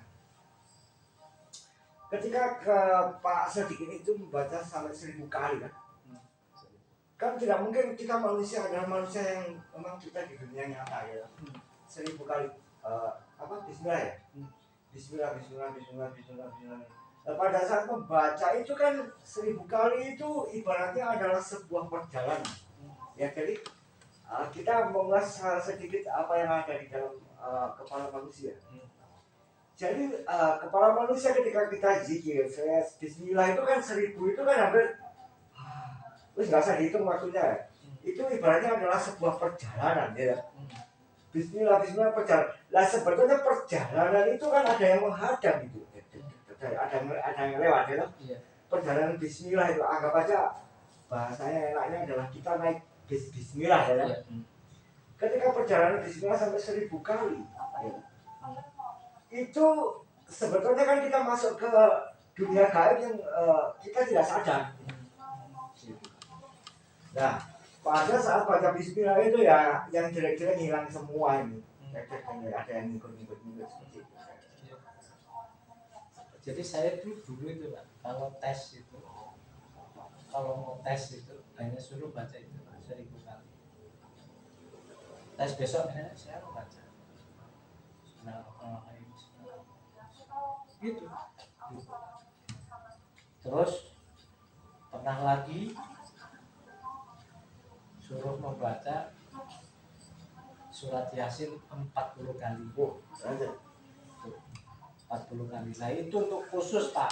Iya lanjut. Kalau Yasin 40 kali itu untuk permintaan yang besar. Iya lanjut ya. Permintaan yang khusus saya yang besar. Contoh saya kemarin bekerja jadi pegawai negeri itu loh misalnya. Itu saya membaca itu 40 kali. 40 kali itu bisa kalau kita tidak mampu bisa ngundang temannya. Kamu baca 5, kamu baca 5, kamu baca 5. Yang penting niatnya itu. Ya ada.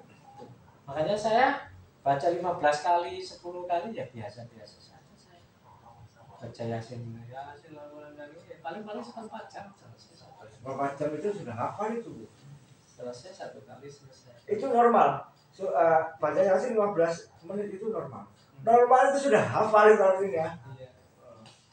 Terus saya pernah puasa Pak. Pernah puasa juga. Puasa terus kayak gitu. Nah terus pernah lagi yang agak berat itu sholat Pak. Sholat.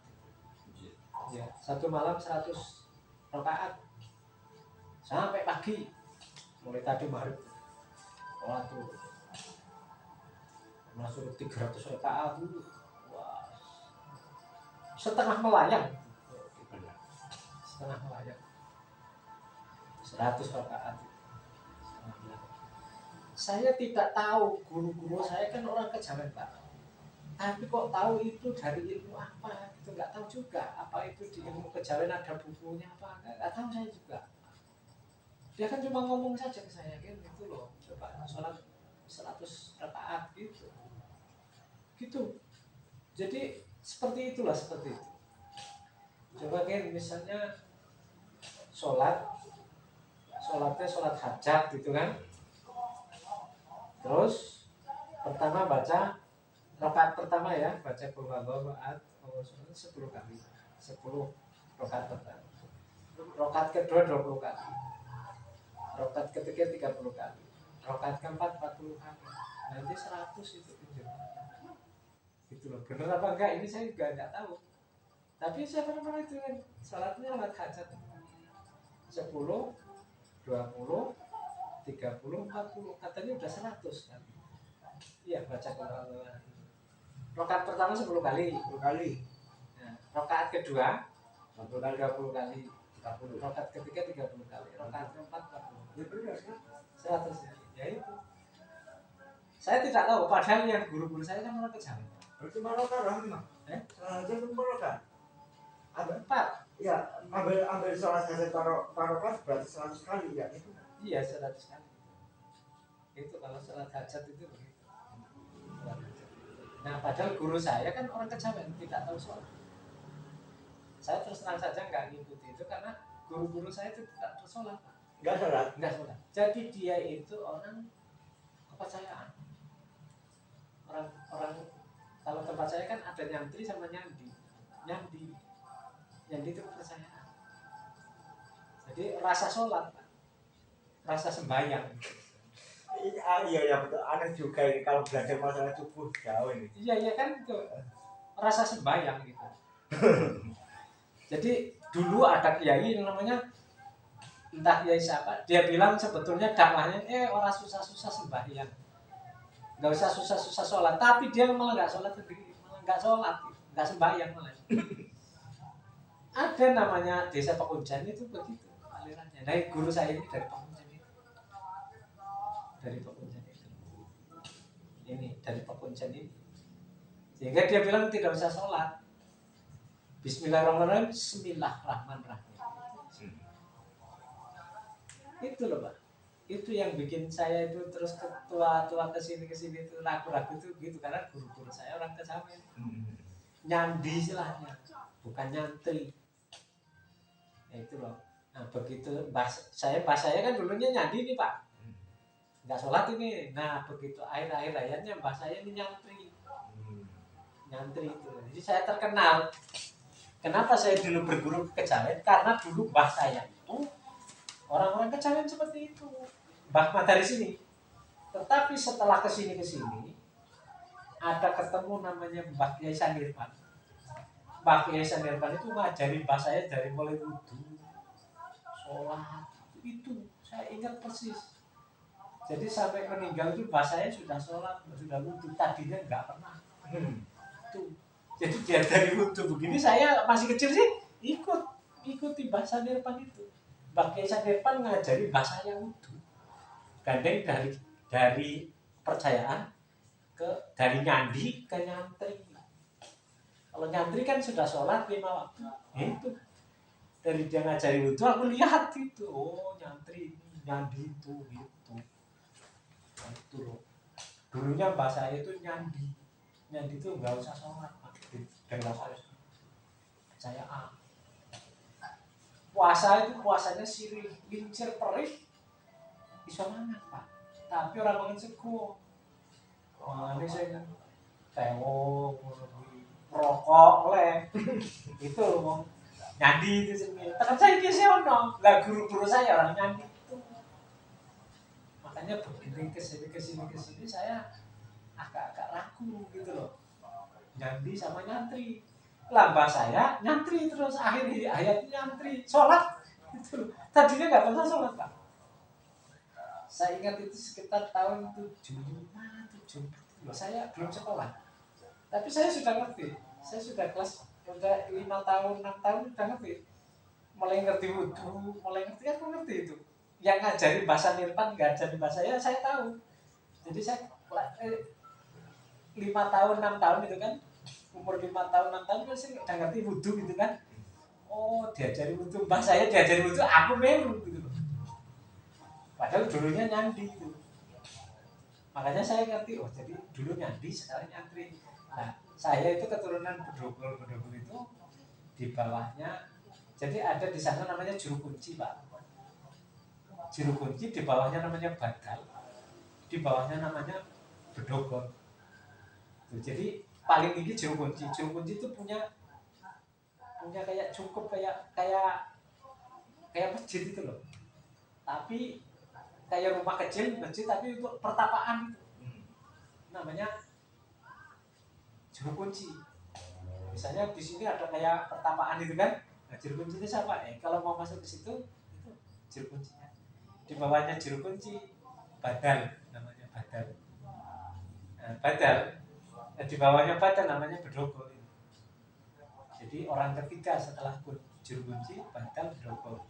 Nah mbah saya ini bedogol penggantinya kunci. Kalau nanti ini kuncinya mati ganti Badalnya mati ganti bedogol yang melanjutkan itu. Nah, bedogol itu tugasnya gitu, kalau ada kerusakan tempat ibadahnya itu, yang untuk bersemedi, yang untuk doa, yang untuk itu yang tugasnya bedogol. Terus yang ngasih tahu umat mau sholat mau apa itu bedogol ngasih tahu. Badal itu ajudannya juru kunci. Nah, juru kunci yang nyuanke itu, yang mendoakan, berdoa itu. Kalau di Bali ya apa namanya, bedandel lah, mengku. Kalau di Bali mengku. Kalau di masjid ya pengurus masjid itulah. Yai lah. Yainya itu, imamnya itu juru kunci. Juru kunci itu punya kayak padepokan lah gitu. Nah, itu bahasanya gitu. Jadi kalau padepokannya rusak ya yang itu bahasanya jam 10. Masa enggak terasa. Ampun. Ya Allah, 1 jam 36 menit 47 detik. Terima kasih sharingnya.